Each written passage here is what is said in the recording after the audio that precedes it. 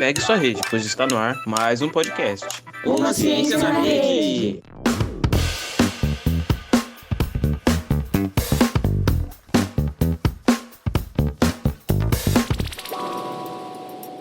Oi galera, tudo bem? Eu sou o João, estudante do terceiro ano do ensino médio, na Escola Estadual Baltazar Godoy Moreira, em Marília. E eu sou Tainá, graduando em Ciências Sociais na Unesp de Marília. E no episódio de hoje, do Ciência na Rede, vamos falar um pouco sobre o que rola por trás do nosso projeto, de onde ele saiu e se existem outros projetos. Para isso, chamamos a Ana Júlia, que foi PIBIC Júnior no ensino médio e hoje faz psicologia na UEL. E o Gabriel, que é estudante de Ciências Sociais na Unesp de Marília e foi bolsista do núcleo de ensino. Mas afinal, gente, o que é o núcleo, né? Com a Pró-Reitoria de Graduação, mais conhecida como a Prograde na Unesp, ela criou um programa de núcleo de ensino em 1987, com a proposta de defender e contribuir com o ensino público. E os núcleos, eles têm como metas prioritárias a produção de conhecimento na área da educação e a formação inicial dos alunos dos diferentes cursos de graduação. E, além de tudo isso, a formação continuada dos docentes em exercício, pautadas pela articulação entre o ensino, pesquisa e extensão. Pensando em tudo isso, o que é o núcleo? Então, são professores da universidade, né? Especificamente o núcleo de ensino das Unesps, que propõem projetos, né, com parceria com a rede pública, então as escolas do ensino fundamental, o ensino médio, o ensino básico, e propõem, né, atividades que sejam desenvolvidas para o incentivo à educação de qualidade, à educação pública. Então, na verdade, é um treinamento da gente conhecer melhor quais são os projetos que são desenvolvidos na universidade, o que ela tem para nos oferecer e aguçar um pouquinho mais da gente conhecer o que vem depois do ensino médio. Hoje em dia, existem vários projetos desenvolvidos pelo Núcleo de Ensino da Unesp de Marília. Um deles é o nosso podcast, Ciência na Rede. E também temos uma revista científica, onde os PIBIC Júnior do ensino médio participam, assim como os outros que já aconteceram. Gabriel, você poderia falar um pouco sobre a sua experiência enquanto seu bolsista no Núcleo de Ensino, como isso aconteceu e experiências? Você pode falar um pouco sobre suas experiências que aconteceram, qual foi o seu processo? Boa noite, pessoal, tudo bem? Meu nome é Gabriel, estudante das Ciências Sociais. Estou no meu 5º ano aqui na Unesp de Marília, no estado de São Paulo, né? Primeiramente, eu queria agradecer a Tainá, o João, toda a equipe de produção e a você, ouvinte, que acompanha a gente, tá aqui com a gente, ouvindo as nossas discussões. E a presença de vocês é fundamental e é muito importante, né? Então, vou começar contando um pouco como foi a minha experiência, como é que eu me envolvi com o núcleo de ensino, né? A Tainá explicou um pouco o que foi o núcleo, né? Onde ele surgiu, quem criou. E uma coisa que é interessante é que ele não é só do curso de Ciências Sociais, existe núcleo no curso de Pedagogia, né? E qual que é a ideia, né? Como a Tainá mesmo falou, não só realizar um diálogo com o aluno do ensino médio, mas também para a gente aqui, graduando, na área de licenciatura, poder ter esse contato com o ensino médio, não somente na hora do estágio, que geralmente acontece no último ano da sua graduação, mas antes, entendeu? Então, esse projeto do núcleo, ele permite esse contato do futuro professor com o aluno que está lá no ensino básico, na escola pública, entendeu? Esse contato é muito importante para a gente que está graduando. Sem falar no retorno e no intercâmbio cultural que tem aí posto, entendeu? Porque a gente aqui na faculdade tem acesso a uma gama de discussões, entendeu? A conteúdos e textos e debates que eles não estão presentes no ensino fundamental e no ensino médio, porque é uma questão mesmo de faculdade, você está formando numa área do conhecimento. Então, a gente poder devolver isso para os alunos ali do ensino médio, entendeu? Trazer essa discussão, então, poder devolver tanto o conhecimento produzido dentro da faculdade quanto o dinheiro que é investido para a sociedade é muito importante, entendeu? E proporcionar esse contato entre o aluno do ensino médio com a universidade, porque eu não sei se é o caso, sim, de algum ouvinte em casa aí, mas eu só fui descobrir que tinha faculdade no meu terceiro ano do ensino médio. Então, eu estava cursando meu terceiro ano do ensino médio. Você vai prestar faculdade, Gabriel? Eu falei, o que é isso? Então, esse contato precoce, ele é muito importante, porque dá tempo para o aluno lá no ensino médio pensar o que ele quer, se ele quer fazer uma faculdade, se ele não quer, se ele quer fazer um técnico, ou se ele somente quer ir trabalhar, entendeu? Então, isso é muito importante, assim. E aí, o João fez a pergunta de como foi a atuação nos projetos em si, né? Quando eu participei, isso foi em 2018, tá com 2 anos, né? Na época, o que me levou ao projeto do Núcleo foi ao fato dele ter uma bolsa financeira para você participar do projeto, entendeu? Então, na época, eu tinha o meu trabalho, mas ele não era suficiente para me manter, então eu fui atrás dessa bolsa também para complementar minha renda e de quebra conhecer esse projeto. Então, foi assim que eu fui parar no núcleo de ensino. E na época, em 2018, ele acontecia na Escola Estadual Augusto Neto, lá na zona sul da cidade de Marília. E tinha 2 projetos principais. O podcast, que na época, lá em 2018, a gente estava ensaiando a discussão de como ele ia ser. Então, a gente estava conversando com o pessoal do núcleo de ensino, fazendo conversa com professores da rede, com professores de outras universidades daqui de Marília, para poder criar todos os instrumentos para que ele pudesse sair do papel. E o que a gente tinha, assim, de mais palpável acontecendo era a revista científica, que ele vem com esse nome, mas ele, na época, ele era hospedado num blog chamado Jovens Autores, né? E aí, qual que era esse processo, já que o podcast ele ainda estava nesse processo de construção, sendo debatido, o que, como, onde vamos gravar, né? Então, qual que era a ideia dessa revista? Era fortalecer seria até uma palavra injusta, mas tentar, então, qual que era a ideia dessa revista na época, né? Era, de certa forma, gerar um protagonismo, assim, no aluno do ensino médio, né, no estudante. Por quê? Porque os temas que eram escritos, por mais que eles tivessem uma demanda da escola, porque o que aconteceu? Foi elaborado um formulário que correu pela escola com todos os anos, com todas as turmas, para que eles indicassem demandas que eles tinham, desde a idade, se eles estavam na idade certa, com quem moravam, até temas que eles gostariam de ser discutidos mais na escola. Então, com base nessa pesquisa, foi elencado todos os temas que apareceram, então tinha uma demanda dos alunos, entendeu? E aí, esses alunos do PIBIC Júnior, dentro desse hall de várias questões surgindo, eles escolhiam os temas que eles queriam conversar. Então, a gente tinha uma aluna do PIBIC na época, que ela escolheu o tema de racismo, entendeu? Então, ela queria discutir essa questão.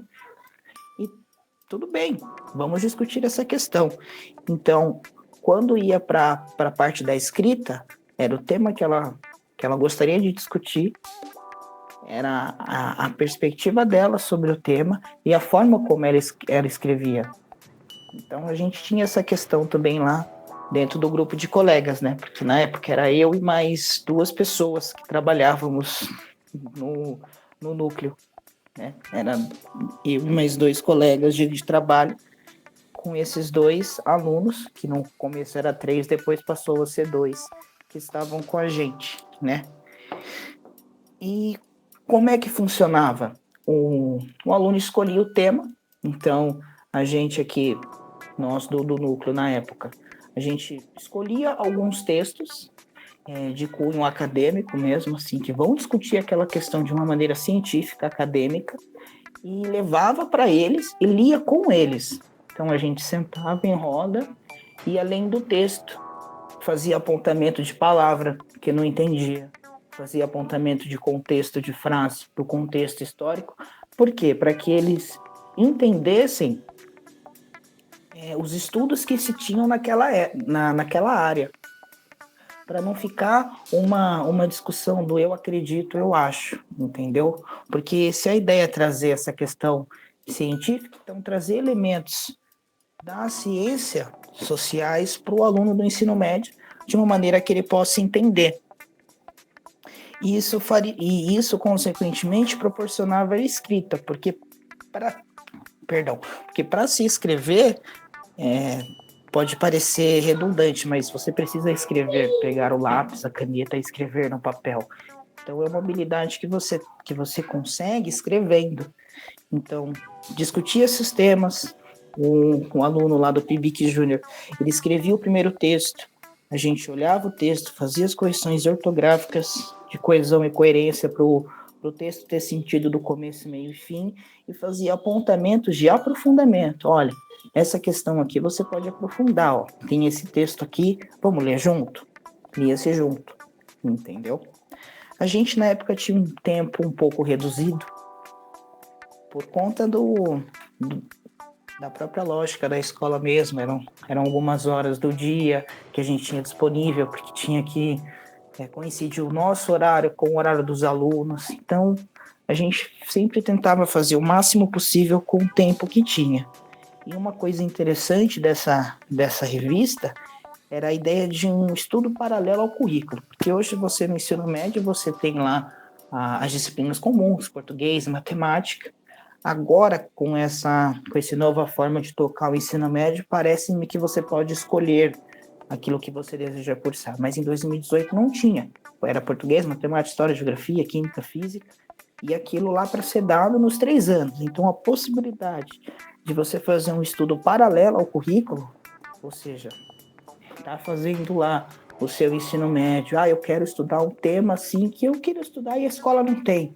Então tinha o PIBIC Júnior, onde você podia ir lá estudar esse tema de acordo com esse formulário, né? Então se o seu tema tivesse lá, a gente podia discutir. Se não tivesse também, sem problema, a gente podia entregar, fazer esse complemento, colocar lá e discutir.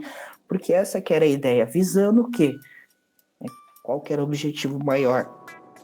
Era deixar esse texto o mais científico possível, no sentido de que tirar aquelas características de eu acho, eu penso, e trazer com segundo autor, segundo tempo histórico, tal, esse assunto aconteceu dessa forma. Então, trazer essa escrita, que parece que não, mas ela é, de certa forma, cobrada nas provas de vestibular. Você tem que ter uma certa coesão e coerência e sentido das ideias para você passar no vestibular. Então era trazer isso antes. Essa que era a ideia, além de fazer esse protagonismo dos alunos, de poder escolher os temas, entendeu? Aquilo que eles gostariam de estudar, de ver, discutir.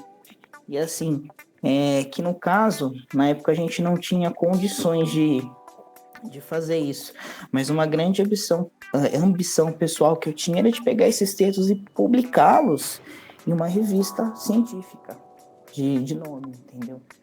Então, pegar uma revista sociológica e fazer a publicação, lógico, todo o trâmite legal, conversar com o aluno, ver se ele deseja, mas ela ficava hospedada num site, que era o blog, né? E lá ele circulava para todo o Brasil, para todo mundo do mundo poder ver. E a minha ideia, assim, era, se desse tempo e tivesse recurso, fazer com que esse texto fosse publicado, igual uma publicação de livro, só que no formato de artigo, né? E que tivesse mais alunos participando, porque era um número restrito de bolsas, ainda é 1 ou 2 alunos, cada um por projeto, entendeu? Então, assim, tem a questão financeira também, tem um tempo que o aluno tem que se dedicar, entendeu? Então acaba tendo essas questões de acontecimento, assim. Gabriel, é interessante você falar sobre isso, porque a galera que está escutando a gente parece que é mais fácil a gente definir um tema junto com os estudantes, definir questões do interesse deles, né? E aí entra nessa parte que, para mim, enquanto experiência, da gente começar os processos do podcast, porque é muito doido, né? Quando as pessoas elas escutam o nosso podcast, o final, a gente muitas vezes não pensa sobre todos os processos que tiveram. E a gente teve esse processo parecido, assim, né? No Augusto Neto, que foi muito engraçado, porque a gente queria discutir e todo mundo queria discutir, né? Então agora vamos fazer o texto. E aí a gente empacava nessa questão do texto, porque fazer o texto, correção, é uma coisa que é muito chata. Vamos ser sinceros, assim, né? Da gente corrigir as coisas e ver que a gente não pode mais escrever, ou para aquele momento não escrevemos mais daquela forma, vamos falar de acordo com o autor, com o período histórico, acaba ficando mais chato, e pode ser que o assunto ele fique até mais chato também, mesmo a pessoa tendo escolhido, né? E aí eu aproveito, não é? E aí eu aproveito também para te perguntar. Porque é isso, né? É uma questão que a gente precisa fazer. Infelizmente, tem essa parte que ela é chata, mas ela é precisa para a gente ter um resultado, como a galera está escutando agora o nosso podcast, né? E aí eu já aproveito para te perguntar. Eu tenho um bloco de perguntas para fazer para você, mas eu acho que eu posso reduzir todas em uma ou duas, que é para você falar um pouco mais sobre esse aprendizado que você levou, né? Para a vida mesmo, por ter participado desse projeto, e você contar um pouco como que isso espelhou, né, na continuidade da sua formação, né? O que você tem feito depois dessa saída? O que foi importante você levar, né? Como que foi a sua saída? Você está, não sei, talvez leituras que você queira indicar? Você está trabalhando? O que você tem feito, né? Depois de toda essa experiência? E é verdade, Tainá. Realmente, o processo de escrita, ele é uma coisa assim mais maçante de você ter que sentar na cadeira, escrever, pôr as ideias no papel, não gostar do seu texto, querer jogar ele fora, começar de novo e aí você escrever e não saber o que escrever é um processo mesmo. O ato de escrever, querendo ou não, tem que ser pela prática, mas não a prática de eu tenho habilidade para escrever, não, a prática de sentar na cadeira mesmo, papelzinho, lápis e escrever texto, carta, receita de bolo, entendeu? Parece que não, mas precisa disso. E pro aluno que tava lá, a gente encontrava essa questão também, porque as discussões eram super agitadas dentro do grupo, né? A gente discutia, falava, conversava, fazia apontamentos, e a escrita, ela saía. Só que tinha todo esse processo mais demorado, né? E faz parte mesmo. Para se escrever, tem que sentar e escrever. Eu torno a dizer, parece correr atrás do próprio rabo, mas é verdade, né? Tem que ser assim. E aí você me perguntou o que isso impactou para minha vida, assim, né? Aí eu vou ter que retomar um pouco a minha trajetória acadêmica, né? Porque eu iniciei o meu curso em 2016, né? Aqui na FFC de Marília. E eu só fui conhecer o núcleo de ensino 2 anos depois, justamente pela questão da bolsa. Eu entrei como aluno de socioeconômico, no sentido assim, pleitei as bolsas ao longo dos anos, e aí em 2018 eu não consegui a bolsa devido ao número de bolsas e o número de alunos querendo a bolsa. Então eu acabei não conseguindo, então eu fui atrás de uma outra bolsa, dessa vez de extensão, que eu vou explicar também o que é, que foi aonde eu consegui.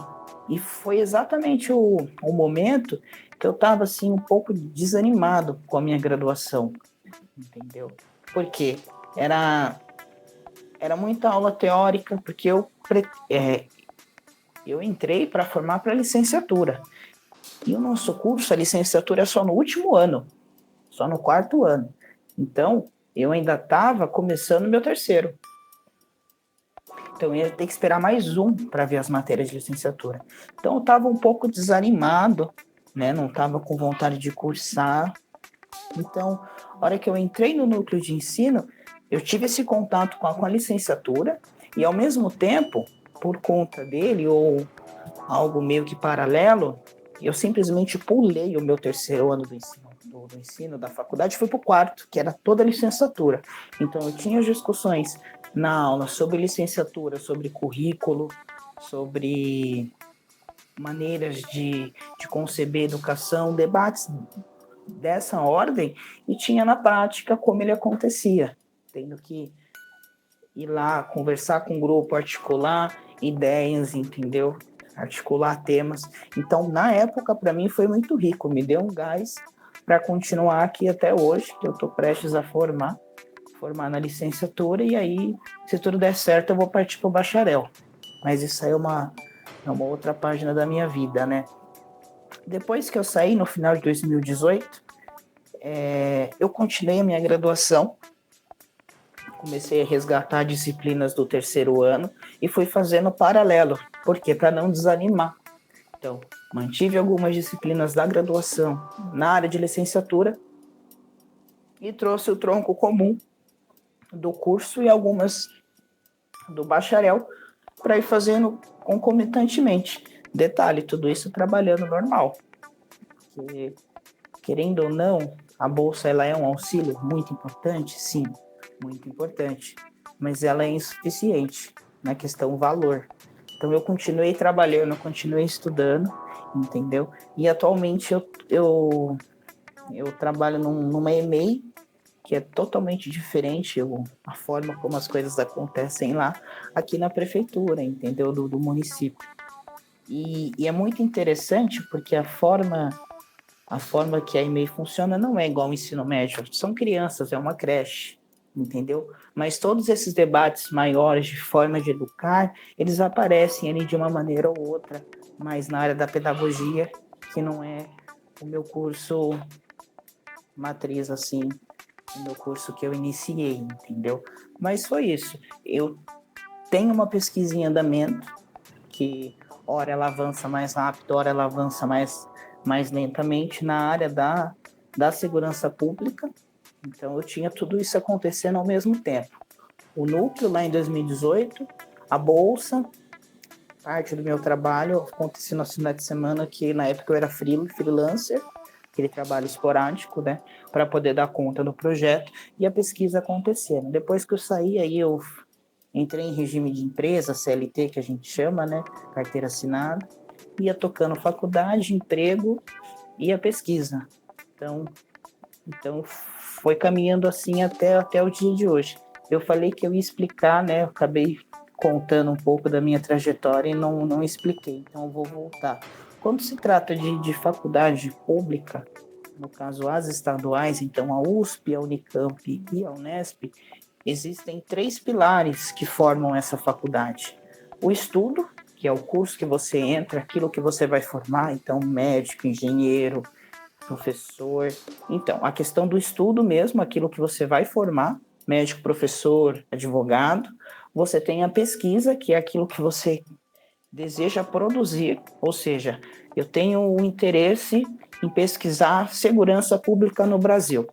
Então, eu vou me dedicar a esse campo que é chamado pesquisa. Então, eu vou fazer essa coleta de dados, informações, e no final eu vou produzir um trabalho, entendeu? Visando, querendo atingir um fim. Então, contribuir no debate sobre segurança pública, que não está muito distante da ideia da revista científica, entendeu? Onde o aluno vai produzir ali com base em autores que escreveram antes. E a extensão, que é essa devolução mais direta da faculdade para a sociedade. Então, no exemplo de Marília, você tem os núcleos de ensino. Se eu não estou equivocado, na área da saúde aqui, a gente tem os CEs, que são aquelas especialidades que a Fono, a Físio e até oferecem para a população. Não saberia dizer agora se elas compõem essa questão de extensão, mas seria um exemplo para se dar, entendeu? Então, é o conhecimento e o dinheiro que a sociedade, que o contribuinte paga no imposto, voltando para ele, para o filho dele que está lá na escola pública, entendeu? Que pensa em depois fazer uma carreira, ou então não quer a faculdade, mas quer um curso técnico pela ETEC, pela FATEC, pelo Senai, um exemplo. Então, ele ter esse contato para que ele possa alçar o caminho que ele desejar, entendeu? É fazer essa devolução ao contribuinte. Essa é a ideia, né? Os 3 pilares da faculdade pública: ensino, pesquisa e extensão. Gabriel, voltando nessa parte de redação do ensino médio, na minha sala tem muitas discussões acalorosas de assuntos polêmicos, mas acredito que na hora de passar essa parte para a redação, há uma falta, assim, há um déficit, que tá faltando ali, não sabe se é a palavra com 2 S ou com C cedilha, a pontuação certinha. Acredito que se ele fosse um pouco mais antes, essa entrada na redação, adicionando assim, mais o interesse das pessoas, dos alunos, acredito que sim, elas conseguiriam ter uma visão mais ampla do que é uma faculdade, do que poderiam prestar, e que, fazendo desse jeito, ficarem mais interessados sim, em continuar seus estudos e caminhando assim para as próximas pesquisas, quando entrar nas faculdades, serem ótimos alunos, serem pessoas famosas e por aí vai.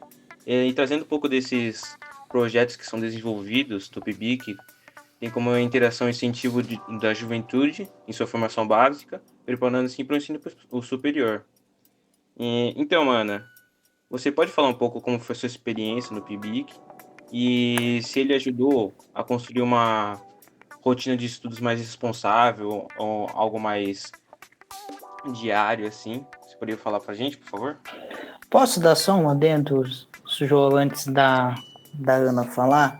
Nesse comentário que você fez, eu achei muito interessante, né? Porque você tem na escola isso também. Opiniões diversas, às vezes contraditórias, uma oposta à outra, e às vezes falta a grafia mesmo, né?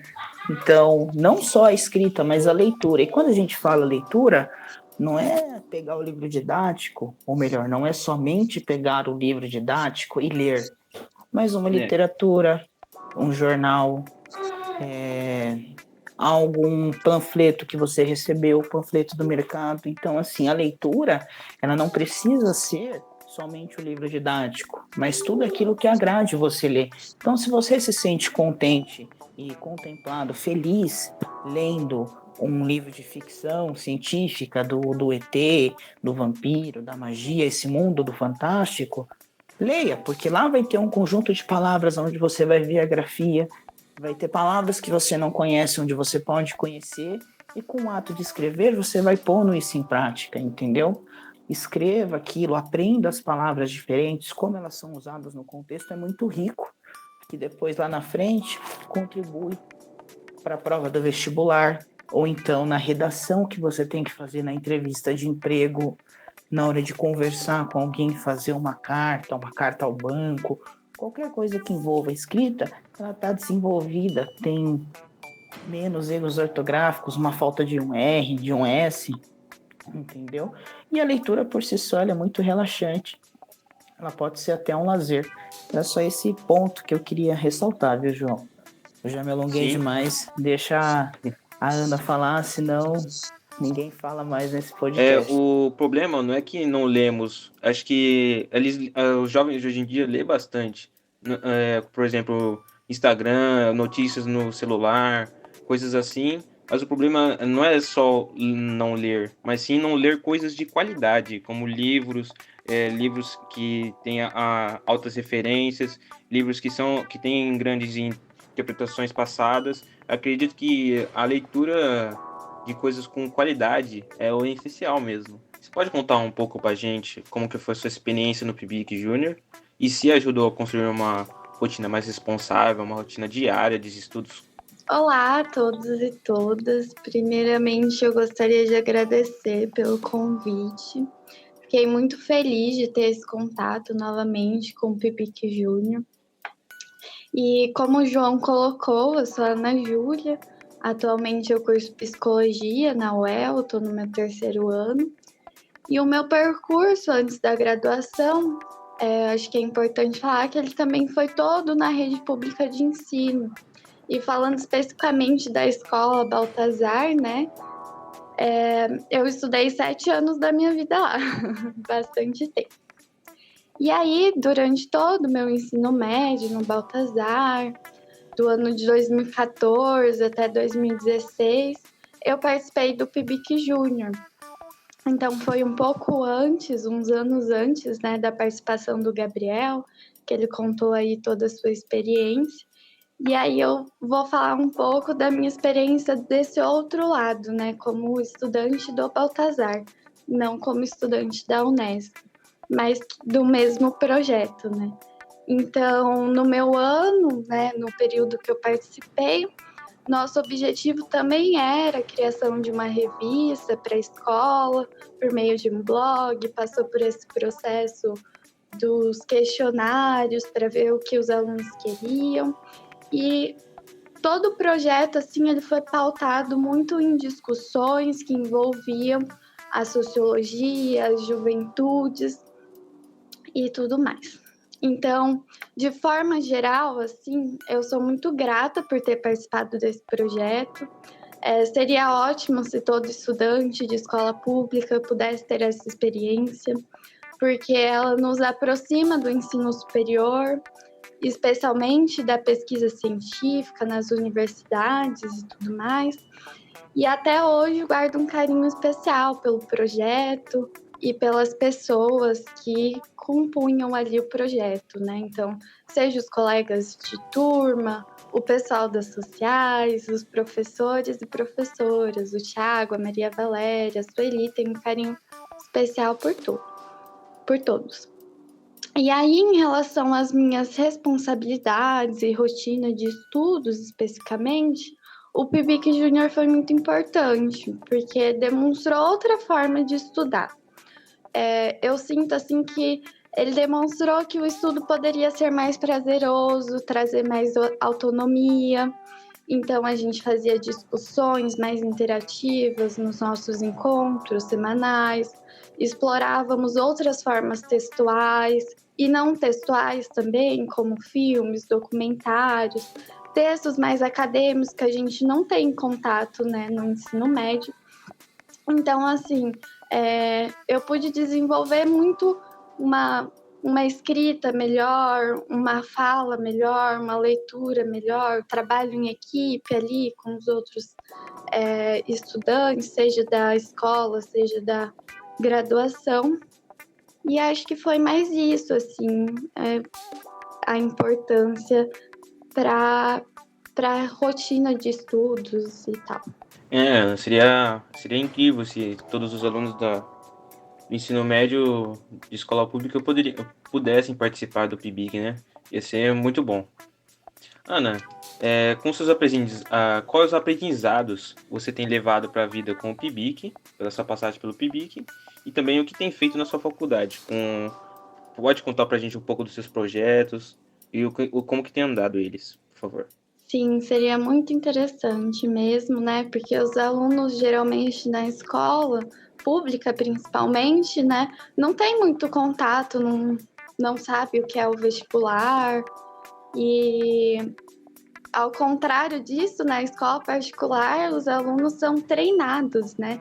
Para conseguir passar no vestibular, conhecem as faculdades. Então, assim, esse contato durante o ensino médio público com a graduação, com o ensino superior, é muito importante, porque ele pode transformar a realidade daqueles alunos, né? E nesse sentido, assim, o que mais me marcou durante o PIBIC Júnior foi a possibilidade de desenvolver uma capacidade mais crítica, um olhar mais social em relação às minhas vivências, do meu contexto, e vivências e contextos outros também que não faziam parte da minha realidade. Então, o PIBIC possibilitou muito isso. E, claro, tudo isso tem me acompanhado até hoje, inclusive na psicologia. Então, eu procuro me posicionar, manter esse olhar crítico diante do que eu estou estudando na psicologia, diante do meu cotidiano. Aí, na faculdade, atualmente, eu estou colaborando em um projeto de pesquisa do professor André Luiz Vizácaro Amaral. E esse projeto, especificamente, ele dialoga bastante com as ciências sociais. Então, eu acho isso muito interessante, porque eu tive esse contato maior com as ciências sociais por meio do PIBIC. E agora, na faculdade, mesmo sendo um curso de psicologia, eu também estou tendo um pouco desse contato com as ciências sociais ainda na minha graduação. Então, o projeto é intitulado como a nova morfologia do trabalho após a crise de 2008 e seus impactos para a subjetividade e a saúde dos trabalhadores no Brasil. Então, de maneira geral, assim, a pesquisa busca compreender como o mundo do trabalho, né, tem impactado a saúde e subjetividade dos trabalhadores. Alinhado nesse caminho, assim, eu pretendo investigar a uberização do trabalho. Uberização é um termo utilizado, né, para uma forma específica de trabalho, como é o exemplo do trabalho dos entregadores de aplicativo, que está sendo bastante discutido nesse período de pandemia que estamos vivendo.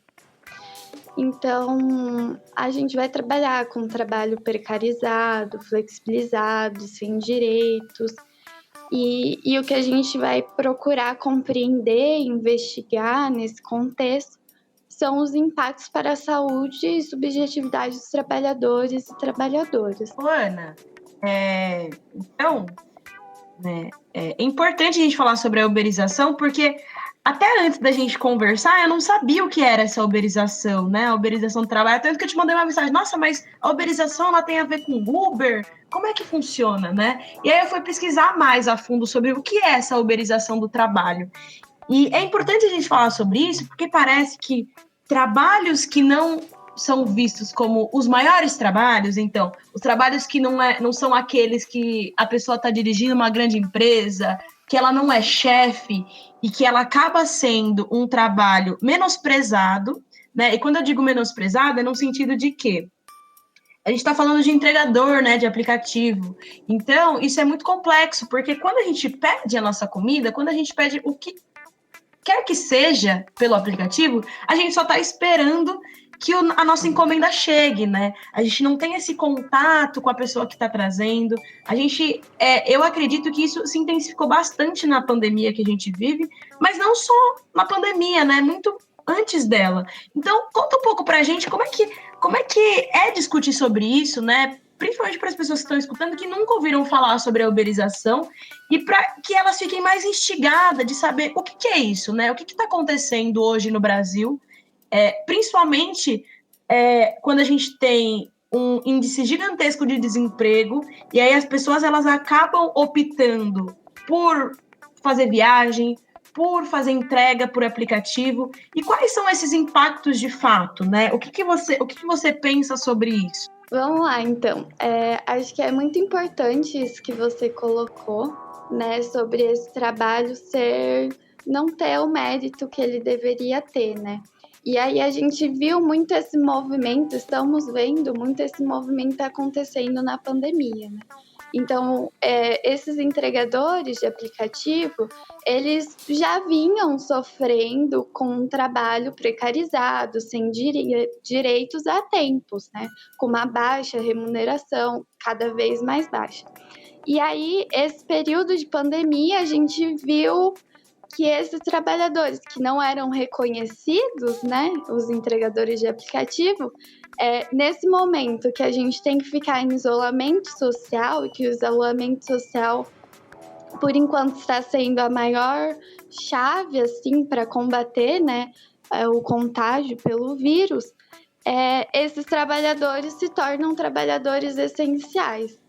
E aí eu acho que é dessa chavinha virando, assim, que começou dentro da própria categoria de entregadores, né, esse movimento de greve, de busca por direitos, porque eles já vinham sofrendo bastante com esse trabalho, e agora eles continuam sofrendo, mas eles estão demarcando a importância do trabalho deles durante a pandemia, Isso certo? que você falou, Ana, é muito interessante, né? Porque a pessoa que está lá, né, o entregador, o que está sendo apontado aqui não é a questão de que, não deveria ter integrador. entregador. Mas é a condição que ele tá. Porque tem uma pessoa ali, entendeu? Ele tem uma família, ele tem conta para pagar, ele tá de moto fazendo a entrega da sua comida, e aquela moto ele não tem que pagar, ele não tem que pôr combustível, tem que fazer manutenção, e a pessoa que tá com o carro num aplicativo de Uber, de 99 táxi, e aquele carro ali, e a conta que aquela pessoa tem que pagar. Então isso é muito importante, não tá se questionando aqui o trabalho, mas a condição, entendeu?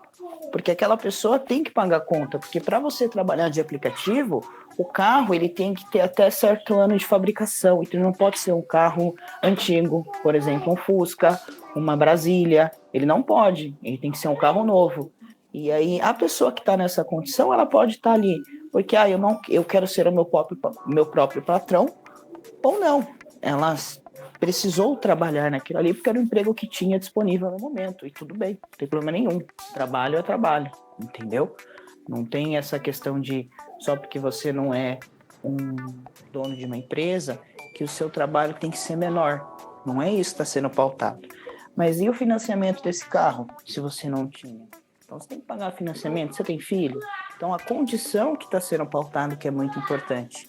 Porque não adianta só ter o trabalho, o cara tem que conseguir pagar a conta, botar o leite em casa para o filho dele, para a filha dele, entendeu? Conseguir dar um lazer no final de semana. Isso que você está falando, Ana, da condição e como isso afeta o psicológico, como que a pessoa se sente no final do dia é muito importante. Eu acho, gente, que tá muito legal e eu tô me empolgando aqui, é rapidinho, mas, o que eu penso de tudo isso? É que rolou um movimento, né? A gente está vivendo um movimento no Brasil onde aquela expectativa de você ser o seu próprio patrão, ela acabou dominando nossas mentes e principalmente a mente mais jovem, assim, né? Os jovens dos seus 16, 15 anos, aquele jovem que está na escola ou não está na escola e está sentindo a pressão do capital de que você precisa trabalhar, porque você quer ter o seu tênis, você quer colocar comida em casa. E eu fico pensando muito sobre isso, porque aí volta aquela nossa primeira discussão, né? Sobre o que a gente faz depois do ensino médio, né? O João comentou, o Gabriel falou sobre toda essa experiência. E aí, eu já estava conversando com uma amiga, e é muito doido isso, porque para a gente chegar até um lugar, muitas vezes o que a gente almeja, o que a gente espera, é nos cobrado condições, né?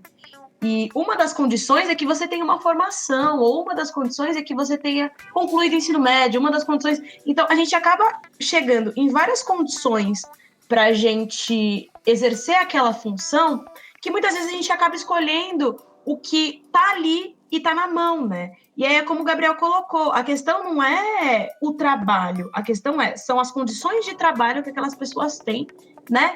Para poder também garantir o seu, né, no seu final de semana, no dia a dia.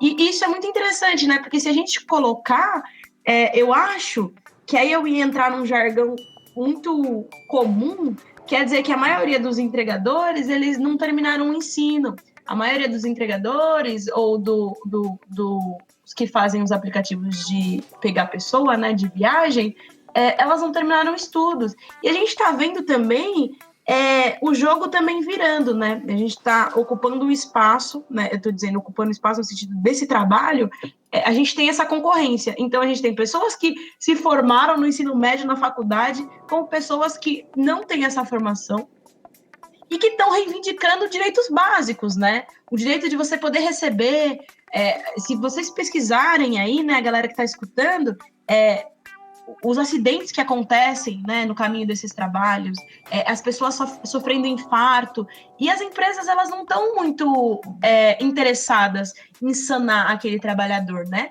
Elas só querem que a entrega chegue, que a sua comida chegue, que você chegue seguro na sua casa, e muitas vezes ela não está preocupada com o que está acontecendo com aquele entregador, com aquele funcionário que está ali, né, que acordou cedo ou acordou depois e foi trabalhar mais tarde, enfim, ele está ali trabalhando, né? E o que a gente faz com isso, Ana? Nossa, assim, acho que tanto você, Tainá, quanto o Gabriel conseguiram trazer já de observações, assim, várias características do trabalho uberizado, né? Então, é exatamente isso, assim. Essas empresas, aplicativos, elas se pautam no discurso de que elas não estão empregando esses trabalhadores, né? Então, o entregador, o motorista de Uber, eles vão ser apenas parceiros dessas plataformas digitais, e aí a plataforma não cumpre nenhum direito trabalhista com esses entregadores, com esses motoristas. Então, é tudo por conta dos trabalhadores. Então, o meio de transporte deles, né, o meio de trabalho dele, o material de trabalho dele, é tudo por conta deles. Até a bag, né, que é onde eles carregam nas costas, assim, para levar as entregas de alimentos, são eles que pagam. E isso é absurdo, assim, né? Eles ainda fazem propaganda, porque a bag vem toda, né, escrito a logo dos aplicativos, mas eles que têm que pagar para ter aquilo, né? Então, muitos entregadores alugam bicicletas para conseguir fazer suas entregas. Muitos entregadores parcelam, financiam sua moto, seu carro, no caso de motoristas de aplicativo. E aí, assim, se acontecer um acidente, alguma coisa, ou tem que fazer alguma manutenção, é com eles também. Então, jogou para o trabalhador toda responsabilidade pelos seus meios de trabalho, por tudo que envolve o trabalho uberizado, e, ao mesmo tempo, essa empresa recolhe uma taxa e está num patamar bilionário, né? Então, é uma situação, assim, alvitante do trabalho, né? E é algo que os entregadores, os motoristas, realmente têm que se juntar e fazer frente a isso, porque pedir seus direitos, que essas empresas reconheçam o vínculo empregatício que tem, né? E tudo mais.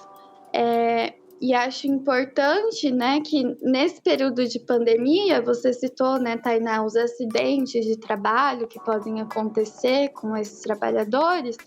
E no período de pandemia que a gente está, esses trabalhadores estão se expondo ao risco de morte, né? Porque eles podem ser contagiados, eles podem pegar o vírus, né, o novo coronavírus, desenvolver a Covid-19 e adoecerem, chegarem a falecer ou passar o vírus para pessoas próximas ali do seu convívio familiar. Então, é uma situação muito complicada, né? Mas eu acho, gente, que eu queria fazer um podcast para a gente discutir só sobre isso, porque é um assunto que ele é muito latente, né? Eu acho que essa só foi a pontinha do iceberg para a gente ficar, né, na vontade de querer conversar mais sobre isso, porque são assuntos que muitas vezes, como o João colocou lá no começo, né? Que falou assim, sobre as leituras, a importância da leitura de conteúdo de qualidade. E muitas vezes a gente acaba se perdendo, né? Eu mesma, eu fico vendo assim meu celular e falo, olha, hoje eu não vou mexer tanto em tal rede. E aí, dali algumas horas, eu tô me vendo mexendo naquela rede, passaram horas e eu, tipo, não agreguei nada, né? Eu só tava vendo foto, vidinhos, tal. Isso é importante. Mas a gente também precisa saber quais são as discussões que estão acontecendo, né? Em todo o Brasil, o que está acontecendo, porque muitas vezes a gente fica muito aleatório, né, de tudo e de todos, e aí a gente acaba não se preocupando tanto com essas discussões. E aí, gente, nada mais preciso, né, do que eu fazer a última pergunta para o nosso mediador, que ele hoje também faz parte do PIBIC Júnior e logo vai se formar, né, rumo ao superior se quiser. Então, João, como você se vê quando o ano acabar, quando o projeto acabar? O que você pensa, né, em fazer? Você pretende prestar algum curso? Você acha que o trabalho, o extracurricular, né, esse trabalho que a gente vem desenvolvendo no PIBIC, ele ajudou nos seus conhecimentos, não só na escola, mas também na sua vida? O que você tem para dizer para a gente? Agora chegou em mim, né? Bom, no que eu me vejo no final do ano, eu pretendo prestar uma série de vestibulares, né, para o ensino superior. Eu pretendo prestar medicina no final do ano. Espero que eu passe, né? E assim, minha participação no projeto, eu pretendo ainda continuar ajudando no que puder, auxiliando no que precisam, né? Porque eu também adorei participar desse projeto. Eu adoro ainda, né? Eu espero participar de mais iguais desse. Que acredito que foi umas experiências únicas na minha vida, né? Não vai ter muitos com essas mesmas pessoas assim. Também espero continuar tendo essas amizades que eu construí ao longo do ano, né? E é isso. Mas agora para a última pergunta, né? Acredito que o trabalho extracurricular que ajuda além da escola, assim agrega o conhecimento das pessoas, dos alunos, porque eu achei assim, minha redação ela é mediana. Eu achei que, nossa, eu sou bonzão.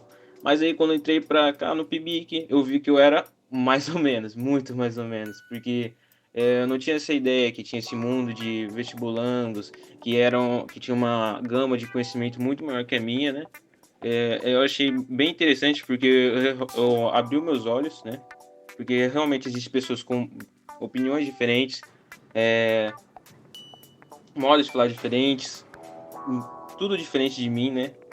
Que eu pensei que era só que eu e minha provinha, mas não, existem pessoas que realmente vão ter ideias incríveis.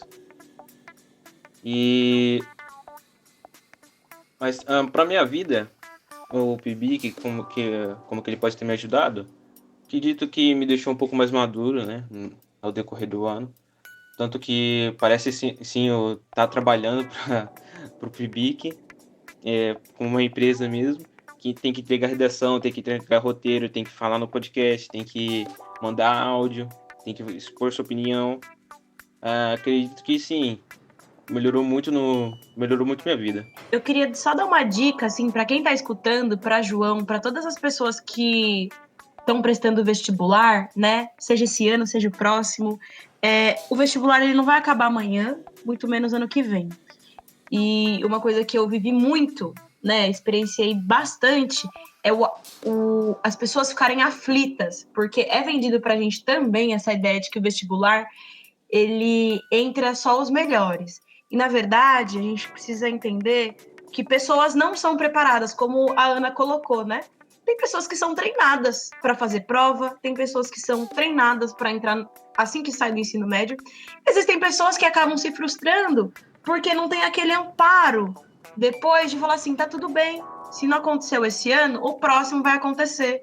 E se não acontecer no próximo, ainda tem o outro, né? O que pode mudar é que a gente derrube completamente o vestibular, a forma de ingresso na universidade. Isso pode acontecer. Agora, ele vai continuar acontecendo. Então, não se desesperem. Se nada der certo do que você estava planejando, eu sei, é chato as coisas não acontecerem como a gente planeja.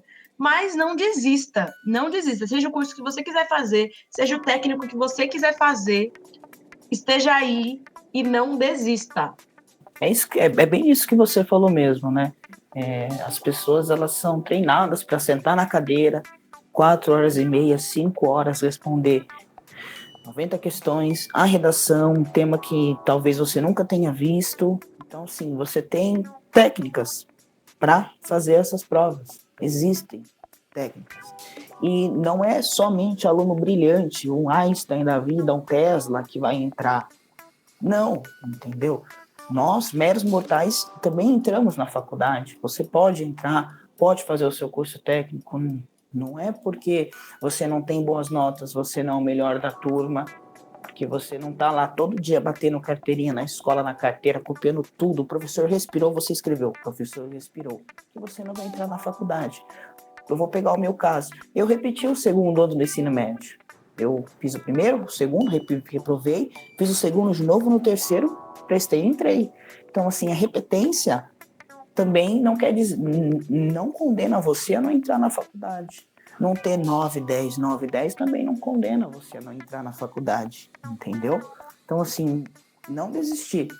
Eu falo por experiência própria. Eu reprovei, não era o melhor aluno da sala e estou numa faculdade, entendeu? Passei no vestibular, estou fazendo um curso que eu gosto, entendeu? Então, não é o fim do mundo. Se não passar de primeira, tenta de novo, e tenta de novo, e tenta de novo, para tudo na vida. Tudo na vida é isso, tem que tentar de novo, caso não tenha dado certo. Para prova, para o trabalho. É isso aí, gente. Precisa tentar e sempre ir atrás daquilo que a gente quer, do nosso sonho, porque se a gente não ir, dificilmente ele vai cair do céu no formato de chuva. Muito difícil. Fazendo mais um adendo aqui, acho que também existe uma certa pressão por eu estar fazendo medicina, porque já existe uma pressãozinha ali escondida, quando você fala, nossa, eu vou prestar medicina. Quando as pessoas escutam, falam, esse cara aí deve ficar 12 horas o dia inteiro estudando, saber de tudo, não sei de casa o dia inteiro, o cara ficou tão branco que nunca nem viu o sol. Mas eu acredito que só por você estar tentando prestar a faculdade de medicina, existe sim, você fica um pouco abalado já, porque você sabe que só vai entrar aqueles que são bons, né? Tanto mais que o vestibular é sempre concorrido, né? Existem cursos e cursos que você pode tentar fazer, para cursinhos que você vai tentar fazer para entrar na faculdade de medicina, mas tem gente que fala assim, tentou 5, 6, 7 anos e não conseguiu entrar na faculdade de medicina, então toda vez que eu escuto isso, você fica meio abalado. Mas acredito que essas pessoas que sempre tentam têm um sonho e sempre vão continuar tentando. E é isso. E acho importante falar também que uma nota não te define, o tempo que você vai demorar ou não para passar no vestibular não te define. E se você não tem condição de pagar um cursinho e tudo mais, geralmente existem projetos sociais para você ter um cursinho para te preparar para o vestibular, né? Na Unesp de Marília a gente tem o K1, na FAMEMA também de Marília a gente tem o cursinho popular, eu fiz parte do cursinho popular e esses projetos são muito importantes e são uma alternativa para quem não tem condição mesmo de estar arcando aí com o cursinho e tal. Ai, gente, chegou aquela hora, né? Que a gente não queria, porque a gente se empolga demais. Então, brigadão, Ana, Gabriel, João e todos que participaram até aqui do nosso podcast. Então, a gente pode perceber que esses projetos envolvidos pelo núcleo, e não só pelo núcleo, né? Eles têm um papel importante na vida dos participantes, seja para se encontrar nessa área acadêmica ou para conhecer melhor o que você gostaria de desenvolver. Então, é importante ressaltar que projetos como esse são desenvolvidos na Unesp desde o final da década de 80. E você que está escutando aí pode pesquisar vários projetos de extensão que existem nas universidades que você pretende prestar, viu? E esse projeto, ele possibilita, né, esse ingresso dos estudantes de escolas públicas em universidades de qualidade. O trabalho, ele não para aqui, viu, gente? Quem sabe nos próximos podcasts a gente fala mais a fundo das nossas conversas sobre o trabalho que vocês têm desenvolvido e as carreiras escolhidas. Educação pública e de qualidade é um direito que cobramos todos os dias. Avante! Então é isso aí, galera. A gente fica por aqui. Eu quero agradecer mais uma vez a Tainá, o João, toda a equipe de produção e a você, ouvinte, que escuta os podcasts, que sem você isso aqui não seria possível de acontecer. E agradecer muito pelo convite, pela oportunidade, possibilidade de estar contando um pouco da minha experiência, de como foi todo esse desenrolar do núcleo de ensino, do projeto e do podcast da revista, viu? Eu agradeço, tudo de bom. Muito obrigada, Tainá, Gabriel, João, pela conversa. Foi muito rico o nosso contato aqui. E muito obrigada por toda a equipe que está por trás do projeto. Obrigada novamente pelo convite. E obrigada para você que está ouvindo a gente. E por fim, eu gostaria de agradecer a Maria Inês pela revisão de nosso roteiro, e ao Gabriel e ao Rafael pela edição de nosso áudio. E fiquem ligados que semana que vem tem mais uma Ciência na Rede.